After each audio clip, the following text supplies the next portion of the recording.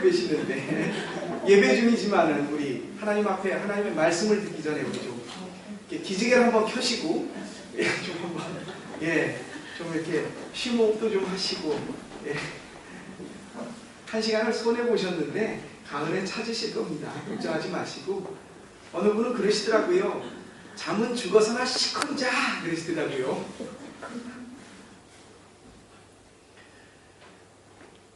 TV 속에 단골 메뉴로 드라마마다 등장하는 소재가 있습니다. 뭐냐면은 재벌가 내지는 집안의 그 탄생의 출생의 비밀, 비하인드 스토리, 그 자녀들에 관한 이야기, 숨겨놓은 일종의 자식 이야기가 드라마나 영화의 소재나 단골 메뉴로 등장합니다. 재벌가 돈이 많으면은 여유가 있어서 그런지 딴 데도 눈을 많이 돌리나 봐요. 그렇죠? 네. 불과 3, 40년, 한 세대 전만 해도 여러분들이 그 할아버지만 하더라도 재벌까지 아주 부자가 아니었어도 웬만큼 집안에 먹고 살만한 분들은 한국말로 첫, 영어로 세컨드, 소위 둘째 부인들을 두는 것을 그렇게 크게, 오늘날 같으면 난리가 났겠지만 그 당시에서는 그렇게 크게 흠을 잡지 않았던 모양이에요.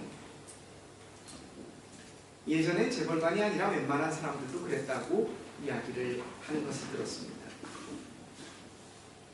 이 TV 드라마에 아주 단골 소재로 등장을 합니다. 생고생하다가 아니면 죽기 직전에 결정적인 순간에 엄마가 그 얘기를 합니다. 사실 너는 누구의 아들이다. 빠바바. 그리고 끝나고 그 다음 주에 네 아버지가 이런 분이니 찾아가 봐라. 아주 전형적인 단골 메뉴입니다. 드라마 속의 얘기가 아니라 실제 있었던 일입니다. 1996년도 한 여자분이 본인을 기생이라고 밝힌 분이, 이름이 성함이 김송자 씨예요. 이분이 1996년에 나비야 청산 가자더니라는 책을 썼습니다. 이분이 그 청운각, 우리나라 1960년대에서 80년대 사이에 이 요정, 소위 술집인데 음식까지 아주 굉장히 고급 요정 술집이 흥행을 했고, 거기서 우리나라의 정치와 경제가 쥐락펴락이 됐었을 당시에 서울에 세 가지 큰 요정이 있었습니다.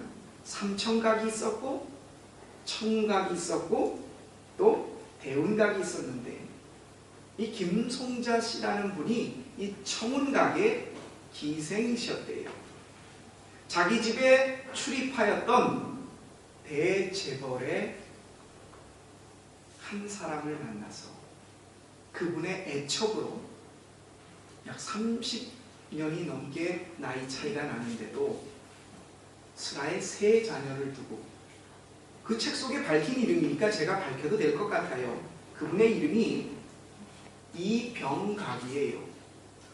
우리나라 이시 중에 이병각이라는 분인데, 이분이 누구냐면 우리나라 최고의 기업 삼성, 그렇죠? 이 삼성을 만드신 이병철, 자꾸 하셨죠? 이병철 회장의 형님 되시는 분이에요. 이병각이라는 분이. 그분의 세컨드 프라우로서 세 자녀를 낳고 살았어요. 그때까지는, 그분이 살아있었을 때까지는 괜찮았는데 그분이 돌아가시자 삼성 가문 쪽에서 재산을 다 뺏고 내쳤습니다. 그래서 사골세판, 단칸반을 전전하면서 이 자녀들이랑 고생을 했나봐요. 그래서 내 자녀들에게 명예를 회복시켜주고 더 이상의 가난을 물려줄 수 없다라는 심정으로 나비야 청산 가자더니라는 책을 썼는데, 이게 나오자마자 법원에 삼성 쪽에서 이건희 신청에서 가처분 신청을 내렸어요. 우리 집안의 명예를 실추시켰고 그래서 그 책이 모두 압류당했습니다. 여러분 중에는 아무도 이 책을 읽으신 분이 없을 겁니다. 저 역시 읽어보지 못했고 기사를 통해서만 봤습니다. 이 김송자 씨라는 분이 자기 자녀들의 명예와 그리고 앞날을 보장받기 위해서 그 책을 썼다.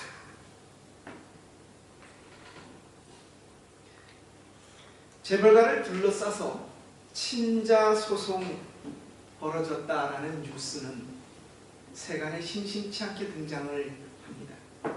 왜 이들은 세간의 주목을 받으면서 법정에 서면서까지 친자로서 확인을 받으려고 하고 또 재벌 가문에서는 나온 책마저 모두 자기들이 다 사들여서 불태워버림으로써 그것을 막으려고 하는 것일까요? 어떻게 보면 떳떳하지 못한 남들에게 그렇게 자랑할 것만은 아니잖아요. 거기다 법원에 송사까지 갔다. 그것을 불사하고 막고 하려는 자식이라는 것이 법적으로 인정이 되면 그 재벌가에 가진 수천억, 수조 원에 해당되는 돈의 재산을 상속할 권리가 그들에게도 주어집니다. 그렇기 때문에 재벌가의 자식들은 생판 모르는 사람 나타나서 저분이 우리 아버지다, 내가 그 자식이다 하며 유산을 달라는 것을 보고 똑같이 나누어야 하는 상황을 어떻게든지 막아보려고 하는 것이고, 숨겨두었던 쪽에서는 친자 확인을 법으로라도 받아서 그 유산 상속의 권리와 자녀로서의 명예를 회복하려고 법정에까지 갑니다. 한국의 드라마가 워낙 막장으로 치닫고 불륜과 출생의 비밀 이런 것이 단골이 되다 보니까 참 그런데 글쎄요, 모르겠습니다. 저는 유복하지는 않았어도 아주 행복한 가정 속에서 정상적으로 자라서 그런지 그런 생각을 한 번도 안 해봤는데, 여러분, 아버지를 모르는 아들이나 딸로 태어났다. 우리 집안이 너무너무 가난 때문에 힘들고 고생을 한다. 뭘 해보려고 해도 이거 잡히는 게 있어야, 이런 분들 중에는 이런 상상을 한 번도 해봄직한도 합니다. 병드신 홀어머니 밑에서 고생하고 살고 있는데 하루는 어머니가 이리 와봐라 앉으라고 하시더니 낡은 사진 하나 탁 꺼내놓으면서 얘야 이제는 말해야 될 것 같다. 네 아버지 아무개 회장이시다. 이 사진을 줄 테니 가서 찾아가 봐라. 야, 하루아침에 천지가 개벽을 하고 팔자가 바뀔 산상입니다. 모르고 있을 때라면 모를까, 내 친아버지가 우리나라 최고 대기업의 어느 회장이라는 것을 알았을 때는 예전처럼 그냥 그렇게 지낼 사람이 과연 몇이나 될까? 어떻게 해서든지 친자 확인을 받아내려고 할 겁니다. 꼭 돈 때문이 아니라 명예와 부모 자식 간의 도리를 위해서라도 말이에요. 이런 이야기를 신문의 기사나 드라마로 보면서 신앙인으로 한번 생각해 봅니다. 야, 참 있다가 없어질, 이 세상 살고 죽으면 끝날 저 재산, 명예, 권리 때문에 재벌가들을 상대로 소송까지 벌이고 저토록 그것을 막아보려고 치열하게 하는데, 우리는 천지의 주인이신 하나님을 아버지라고 부를 수 있는 하나님의 자녀가 되는 권세를 주셨는데도 왜 우리는 그것을 가지기 위해 그렇게 치열하지 못할까? 친자식인 예수님처럼은 아니더라도 법적으로 양자만 되어도 친자와 똑같은 권리를 갖지 않습니까? 하나님의 자녀로서의 권리를 누릴 수 있는데 예수님이 가지셨던 그 막강한 힘을 우리도 가질 수 있을 것인데 왜 우리는 그렇게 무감각하고 그것에 대해서 소홀한가? 대기업 재벌의 가문에서는 현실적으로 막대한 재산과 권력, 그에 걸맞는 이득이 피부에 와닿는데 우리 믿는 사람들에게 있어서는 천지의 창조주, 조물주이신 하나님이 우리 아버지시다, 나는 그의 자녀다, 그 특권이라는 그것이 우리 눈에 보이거나 현실적인 피부에 와닿는 게 별로 없어서 그런 것은 아닙니다. 여기서 참 목사로서 우리 신앙인들의 비극을 봅니다. 천지 만물의 주인이신 하나님이 내 친아버지신데 대기업의 회장만도 못하나? 우리 하나님은 대기업 아니라 중소기업 회장만도 못하신 것 같아요. 우리는 하나님이 어떤 분이신지 알고 그분의 존재를 고백하는 신앙인들입니다. 믿지 않는 사람들은 그렇다 치고 그분의 존재를 인정하고 그분이 가진 힘과 능력을 아는 사람들입니다.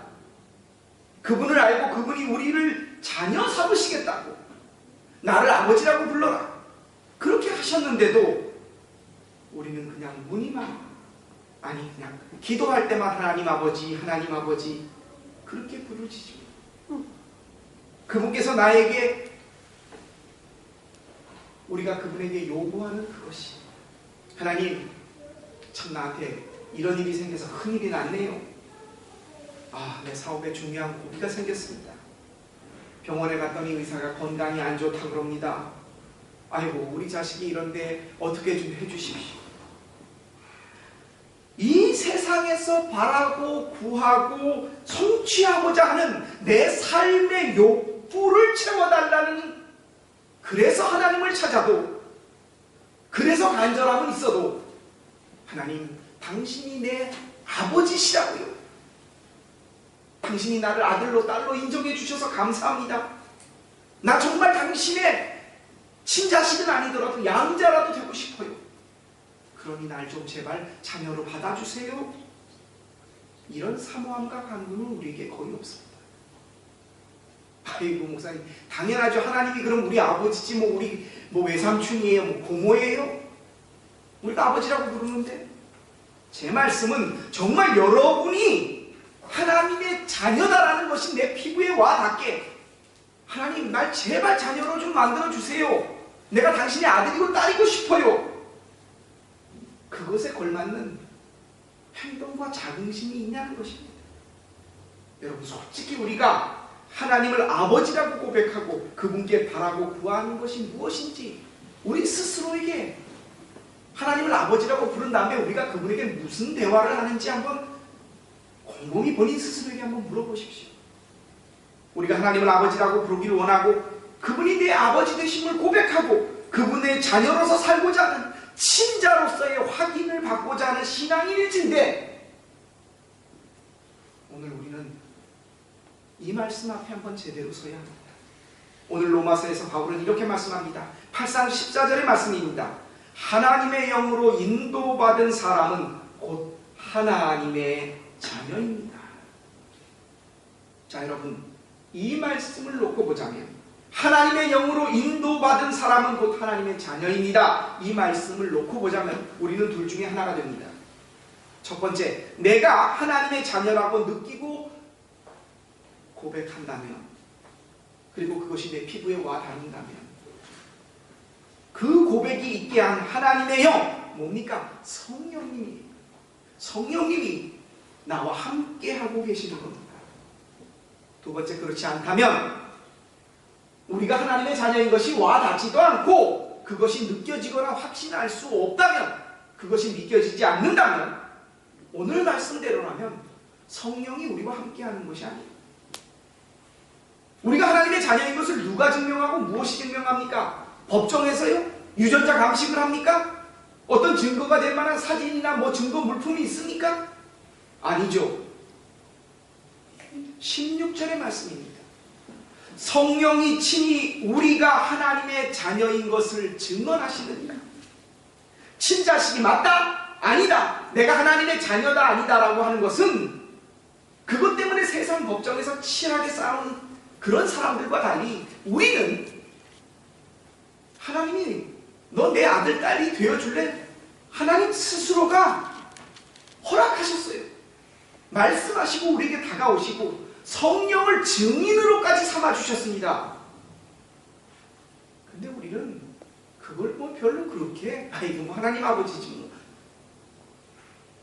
이거 어마어마한 사실을 너무나 당연하게 그렇지만은 전혀 그거에 걸맞지 않게 삽니다. 여러분이 삼성가의 사돈의 팔춘만 된다고 해도 여러분이 이렇게 사시겠습니까? 안 그렇게 사실 거예요. 그렇죠? 심지어 하나님이 만들어 놓으신 창조된 피조물의 사돈의 팔촌만 돼도 그런데 이 세상을 만드시고 모든 것의 주인이 되신 하나님이 사돈의 팔촌이 아니라 이모부가 아니라 고모가 아니라 내 아버지시라고 하는데 우리가 이렇게 살 수 있냐라는 겁니다. 우리는 입만 열면 성령을 받니, 성령이 나와 함께 하시니, 성령의 인도, 이런 말들을 합니다. 여러분, 성령이 인도하시고 성령이 함께 하시고 성령을 받는 게 뭡니까? 오늘 말씀을 보십시오. 하나님이 내 아버지이신 것을 느끼고 그것을 마땅히 사는 사람이 뭐 불받아갖고 방언하고 뭐 환상을 보고 계시하고 이런 사람이 아니라 하나님이 내 아버지시라는 것을, 예수님이 형님이고 내 오빠, 오라버니가 된다는 것이 내 생활 속에서 느껴지고 사는 사람이 곧 성령과 함께하는 성령 받은 사람의 삶입니다. 신앙인으로서 우리가 하나님의 아들과 딸이라는 고백이 나올 수 있는 이유는 성령이 함께 하신다고 하는 증거예요. 여러분, 성령을 받으셨습니까? 성령이 함께 하십니까? 이렇게 증인까지 동원되어서 하나님이 우리가 아버지 되신 것을 증명해 주시려고 해요. 그럼 우리에게 달라지는 게 뭐가 있습니까? 재벌가의 사돈과 팔촌만 돼도 차가 달라지고 집이 달라지고 노는 물이 달라지고 대우가 달라지고 사람들이 바라보는 게 달라질 텐데 하늘에 계신 아버지가 내 아버지시다라고 하는 우리들에게 달라지는 게 뭡니까? 여기서 우리는 친자식, 하나님의 친자식이라고 하면 예수님이시죠. 그렇죠? 친자식은 아니더라도 15절의 말씀 보십시오. 양자, 아답티어트 된 거예요. 우리는 친자식은 예수님이시잖아요. 그렇죠? 하나님의. 하지만 우리가 양자라도 오늘 말씀을 보십시오. 15절의 말씀이십시오. 양자의 영을 받았더라도 우리는 친자인 예수님처럼 하나님을 아버지라고 부를 권리와 특권을 받은 사람들입니다. 천지의 주인이신 하나님이 내가 하나님의 영으로 인도되어 그분을 아버지라고 고백하게 하시고 그의 아들이 되어 살라고 하셨는데 예수님과 법적으로 똑같은 법적인 권리를 누릴 수 있는 권세가 우리에게 주어졌는데 우리는 그걸 모르고 살아요. 우리가 생각하는 것은 내가 그분의 아들이야, 그분의 딸이야. 그럼 뭐가 좋은데? 그거 하면 참 편안하게 살고 고생 없고 안 아프고 자식들 잘 풀리고 뭐 행복해져요? 이러고 앉아서 그저 바라고 구하는 것이 있다면 고작 이 세상에서 좀 어떻게 그러고 살아요.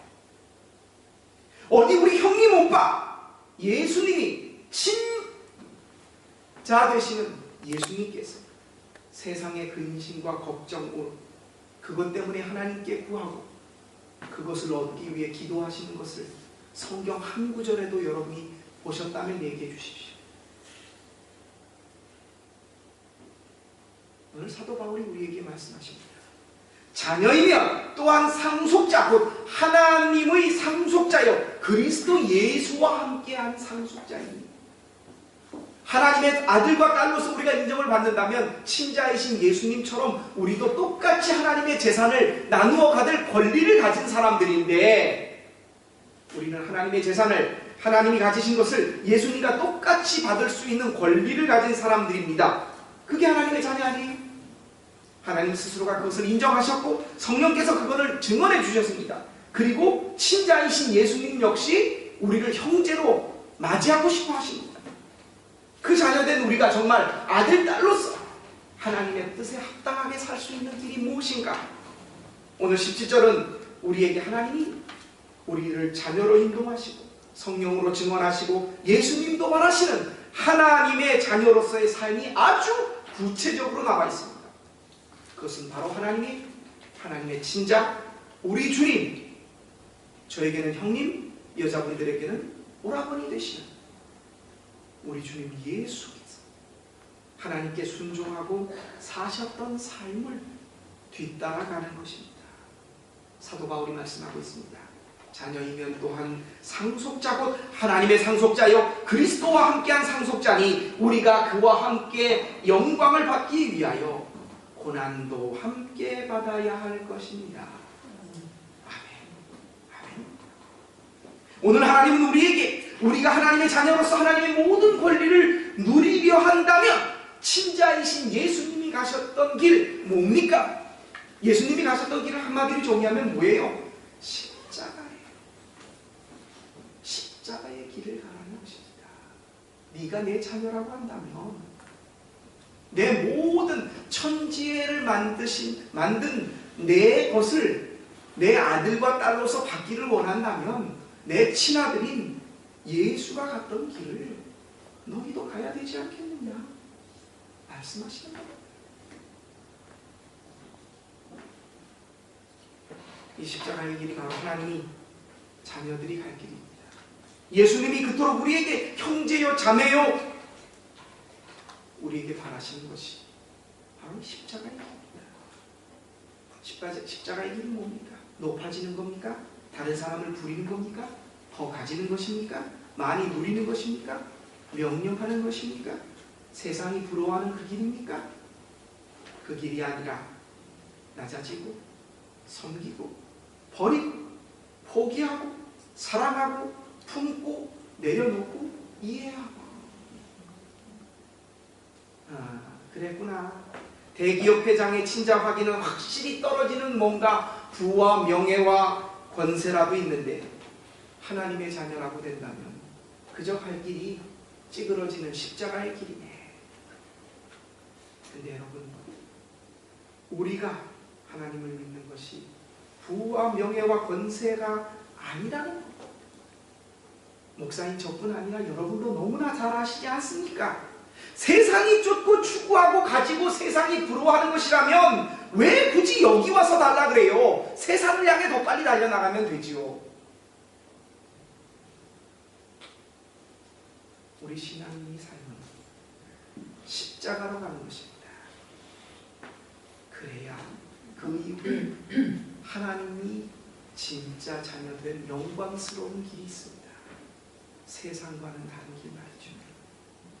그것 없이 하나님을 아버지라고 부르고 예수의 뒤를 따른다는 것은 가증스러운 거짓입니다. 여기서 목사합니다.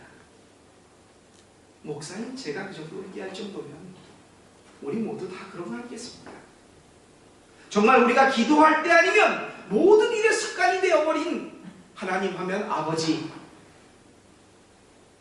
이 아버지란 말은 십자가의 길을 생각한다면 예수님의 길을 생각한다면 우리가 그렇게 쉽게 내뱉을 수 있는 말이 아닙니다.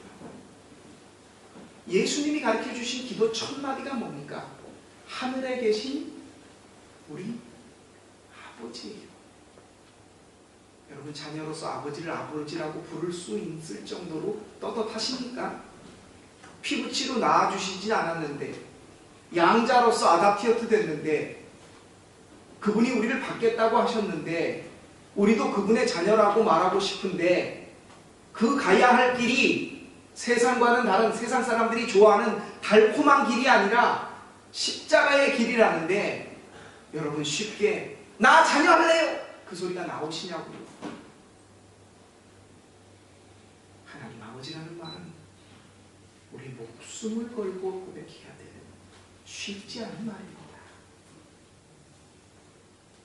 우리가 그분을 아버지라고 부를 수 있는 영광은 바로 이 십자가의 길을 예수님과 더불어 갈 때 그때입니다.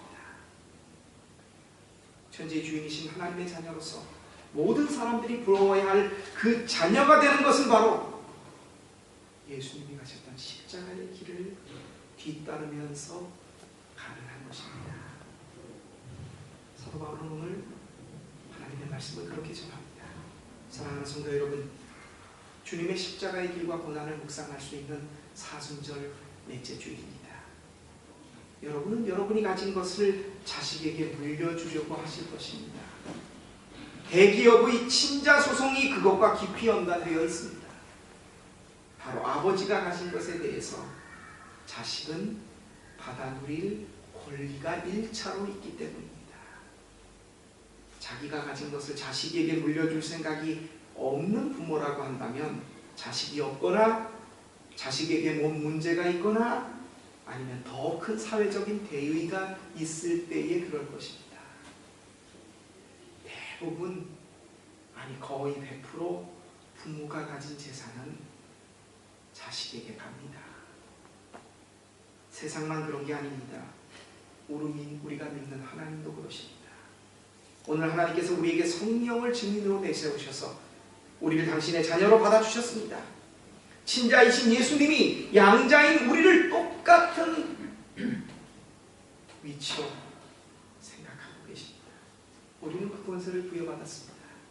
그 하나님의 자녀로 사는 길은 바로 우리 주님 예수 그리스도께서 가셨던 십자가의 길을 따라가셨던 겁니다.